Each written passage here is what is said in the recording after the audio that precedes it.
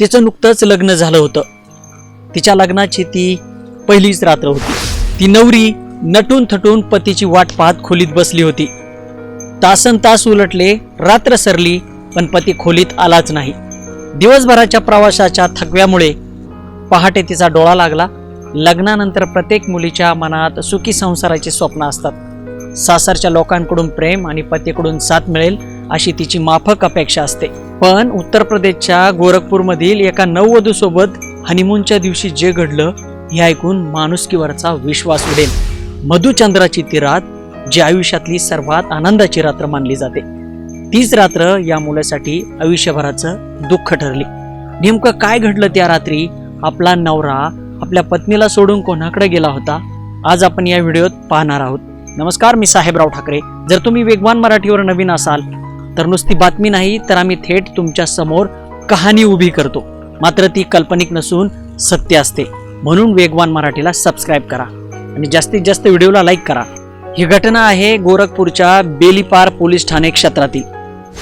एका 30 वर्षीय सुशिक्षित तरुणीचा विवाह 13 जुलै 2025 रोजी बांसगाव येथील एका युवकाशी झाला. लग्नात दोन्ही कुटुंबांनी आनंद साजरा केला. रीतिरिवाजाप्रमाणे निकाह पार पडला. त्यांचा अहमदाबादचा प्रवास सुरू झाला. पती अहमदाबादमध्ये एका नामांकित खाजगी कंपनीत नोकरीला होता. लग्नानंतर अवघ्या दुसऱ्या दिवशी ही नववधू मोठ्या आशेने पतीसोबत अहमदाबादला रवाना झाली. तिथे दावते वलिमाचा कार्यक्रम झाला.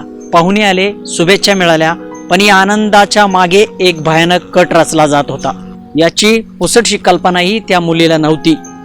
ती भयानक रात्र आणि खुलासा. अहमदाबादला पोहोचल्यानंतर पहिलीच रात्र होती.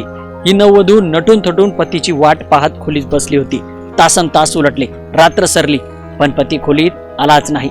दिवसभराच्या प्रवासाच्या थकव्यामुळं पहाटे तिचा डोळा लागला. धक्कादायक दृश्य. सकाळी जेव्हा तिने डोळे उघडले आणि खोली बाहेर आली तेव्हा तिने जे पाहिलं त्याने तिच्या पायाखालची जमीन सरकली. तिचा पती हा तिच्या स्वतःच्या जावेच्या म्हणजे वहिनीच्या खोलीतून बाहेर येत होता. सुरुवातीला तिला वाटलं कदाचित काही कामासाठी गेला असेल, पण ही गोष्ट केवळ एक रात्रीची नव्हती. दुसऱ्या रात्री तेच घडलं, तिसऱ्या रात्री तेच घडलं. जेव्हा या नववधूनं धाडस करून पतीला याबद्दल विचारलं तेव्हा पतीने तिला उत्तर देण्याऐवजी गप्प राहण्यास सांगितलं. हळूहळू तिला समजलं की पती आणि वहिनीमध्ये अनैतिक संबंध आहेत. तिने सासरच्या इतर मंडळींना सांगण्याचा प्रयत्न केला, पण तिथेही तिला नको ते ऐकावं लागलं. पीडितेच्या म्हणण्यानुसार जेव्हा तिने या नात्याला विरोध केला तेव्हा पती, दीर आणि त्या वहिनीने मिळून तिला अमानुष मारहाण केली. ही घटना केवळ एका मुलीची गोष्ट नाही तर समाजातील नात्यांची होणारी विटंबना दर्शवते. लग्नासारख्या पवित्र बंधनाचा वापर केवळ स्वतःच्या अनैतिक गरजा लपवण्यासाठी केला जातोय का असा प्रश्न पडतो. तुम्हाला काय वाटतं? या पीडित मुलीला न्याय मिळेल का?